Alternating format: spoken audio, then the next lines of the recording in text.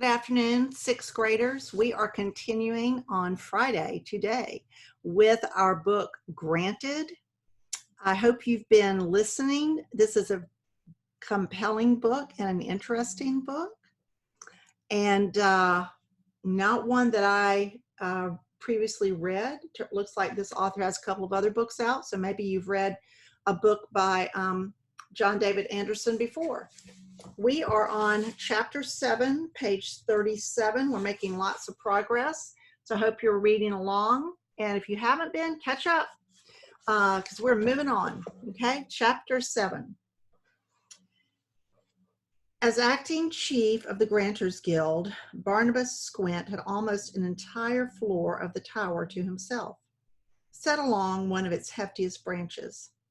Ophelia had been in his office for group meetings, debriefings, general procedural talk, but had never been summoned there by herself. He motioned for her to sit down as she stepped through the carved archway.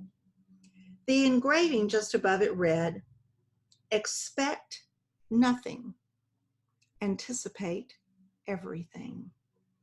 Ophelia wasn't sure what to expect from this meeting with Squint, but she was anticipating the worst. The office was spacious and clean, the polar opposite of Charlie's cubicle, but downstairs. All of Squint's furniture was made of polished cedar or pine. Several builders had transitioned to work more in metals, especially with the increased loads of scrap brought in from the outside world by the scavengers. Some had even started branching out and using the newfangled materials that the alchemist had cooked up. But Squint obviously preferred old-style, all-wood craftsmanship. As such, the chair Ophelia sat in was ornately carved, exquisitely beautiful, and butt-numbingly uncomfortable. "I'd like to know where you stand, Miss Fidgets," Squint said. Ophelia looked down at her feet, tucked between the legs of her chair. Hadn't he asked her to sit? And weren't they supposed to make small talk first? Discuss the pistachio shortage, perhaps? Leave it to Squint to cut straight to the core. "Excuse me, sir?" "Rebecca's assignment, the lottery selection, Brandon Orton's wish. Do you agree that it's a waste giving this boy a toy? That the magic would be better used on someone else?" It felt like a trick question. Was Squint testing her? Probably. She would have to be careful. She took a deep breath and spoke hesitantly. "I'm not sure it matters what I think, sir. It's not my wish to grant." Squint frowned at her. "Yes, but I want to know. Is it a waste of our time, our resources, to get some kid who has probably not had a single care in his life something he really doesn't need, when there are so many other wishes out there worthy of our attention?" Ophelia squirmed in her seat, trying to keep her wings from fluttering. Squint was shrewd, as smart as any fairy Ophelia had ever met. Like her, he'd graduated top of his class. Oh, so many seasons ago. Maybe that's why she assumed he was also a stickler like her, a rule follower. But maybe not. Maybe he was hinting at something. Squint waited for an answer, tapping his fingers on the highly buffed desk, which offered a distorted reflection of Ophelia's pinched face and pursed lips. Did she think it was a waste? Imagine the look on that kid's face when he opens his door and finds his play thingamabob waiting for him. It would make him happy. There was no question. And that was what they were in business for, wasn't it? That was their mission, to bring a little bit of wonder and awe back into a world that was steadily losing it. Then again, maybe Brandon Orton would be plenty happy enough without it. She didn't know anything about the kid, except that he was lucky to have been chosen in the first place. Exceptionally lucky. "I think," Ophelia said, trying to look anywhere but across the desk, I think it's wonderful when any wish gets granted. Besides, she added, swallowing thickly, it's not my call. That's how the leaves fall. I just do my job.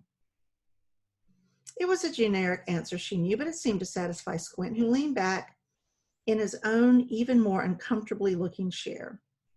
Exactly, he said. That's how the leaves fall. Fidgets.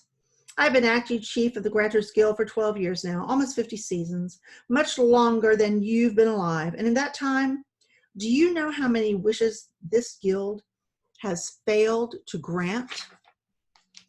Ophelia knew the answer. Everyone knew the answer. It was posted on a huge sign the moment you walked into the first floor of Grant Tower. 0, sir. Squint made a goose egg with one hand. That's right, 0. Not a single missed wish. And do you know how we've managed such a feat?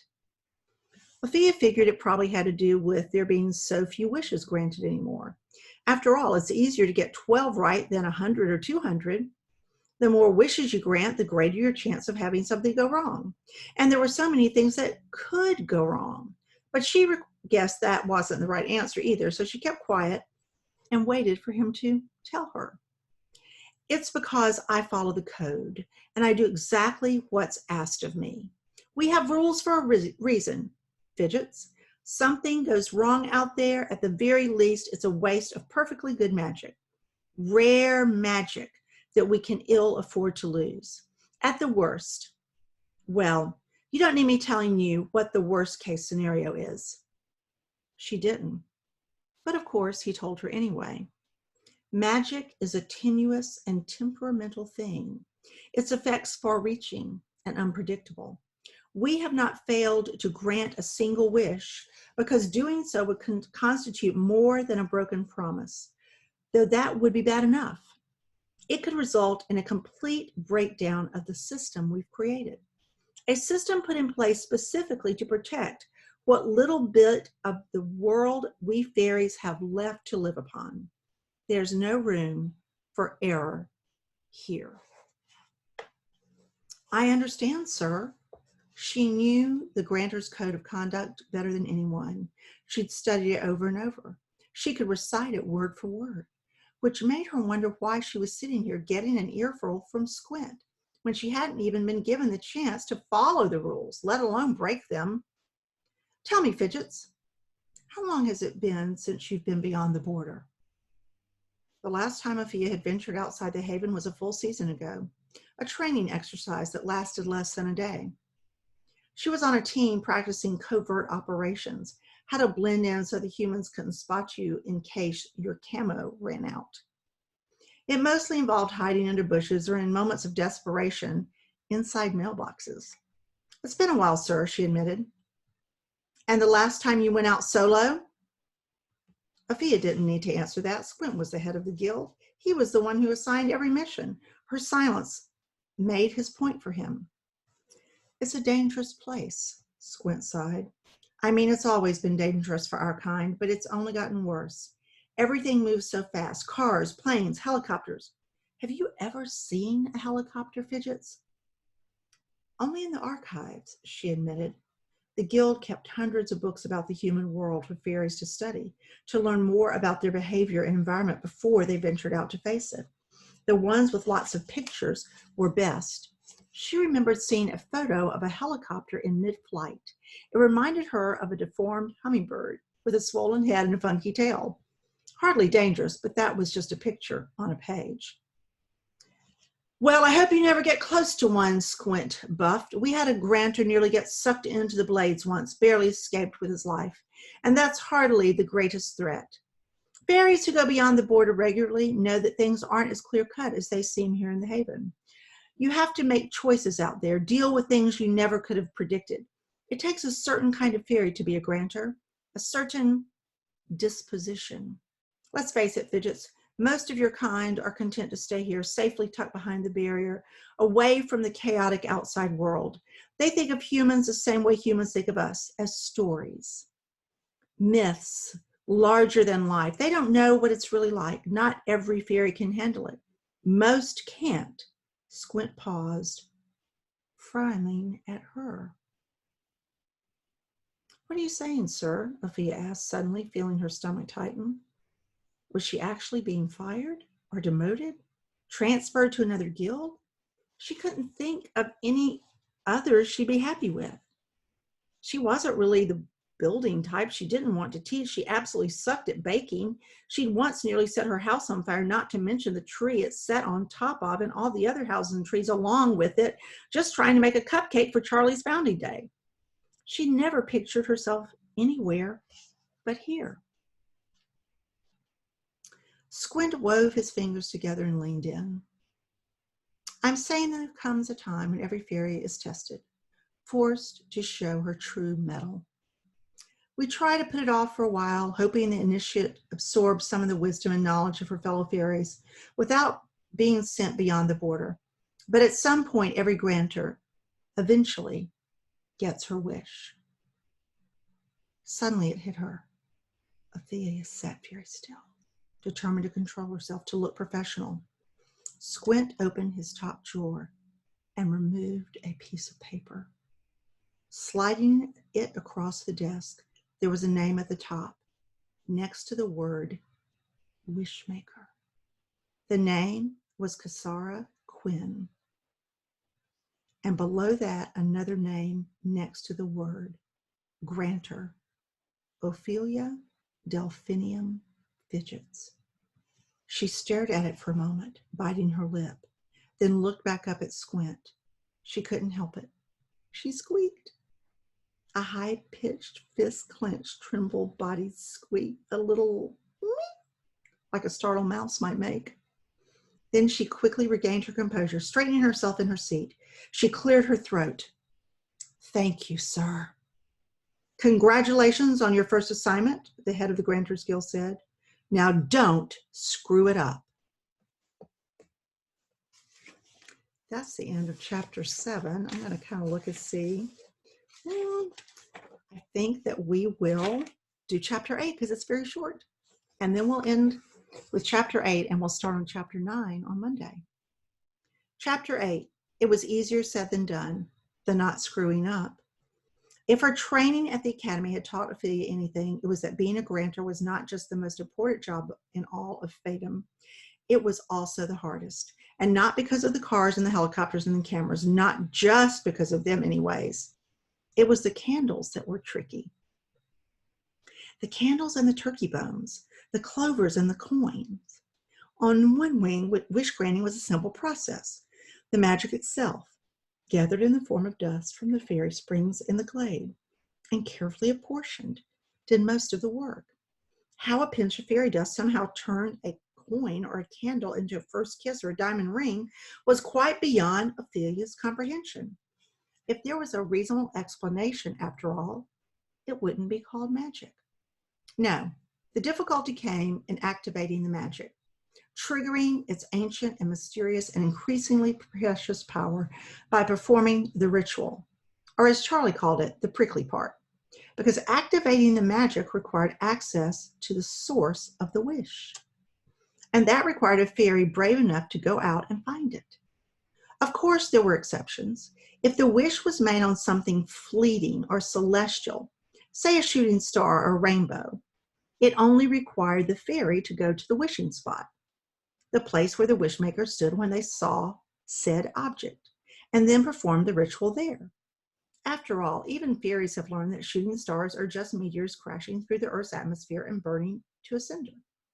And good luck grabbing hold of a rainbow long enough to perform a magic ritual with it. Anyone who's chased after one knows how hard they are to pin down. More complicated were the everyday objects, the coins, the candles, the acorns, the wishbones, though only the bigger halves. These tokens and tidbits were required in hand to make the wish come true. The bones were especially messy, often requiring a fairy to dig through piles of garbage, shoving their hands into mounds of cold mashed potatoes, congealed gravy, and smeared cranberry jelly. Any grantor with a lick of sense will pack a pair of gloves before heading out the day after Thanksgiving. As bad as wishbones were, though, they had nothing on eyelashes. Ever looked for a needle in a haystack? Try searching for an eyelash in a Starbucks. Impossible. Or it would be, except for the fact that a fairy can trace the chosen wish. It speaks to her. Literally, she can hear it being chanted over and over again, so long as she listens in just the right way. If she's close enough, she can even see it glow. Fairies are most amazing creatures, after all. Once she found the source and maybe cleaned the stuffing off it, then it was simply a matter of sprinkling the allotted fairy dust over it and saying the 4 words that make it so. Your wish is granted. Not so be it, not I hereby do solemnly confer upon the manifestation of your deepest desires, not here comes your stupid PlayStation, kid. Just those 4 words. The same 4 words have been spoken by fairies for hundreds and hundreds of years. Then, boom, the magic happens. Inexplicable, wonderful, and strange. And bam, a new car or a kitten, or approximately 5 seconds of world peace. Of course, there were 100 things that could potentially go wrong between the moment a wish was chosen and the moment a fairy said those 4 magic words. Your wish is granted. Which could explain Squint's parting advice as Ophelia exited his office. But in that moment, all she could do was stare at her name at the top of the sheet and think, my turn. This is a great book. I'm getting into it. I want to see what happens to Ophelia and the wish. So on Monday, we start on chapter 9. Thanks so much for joining me, and I hope you have a great weekend.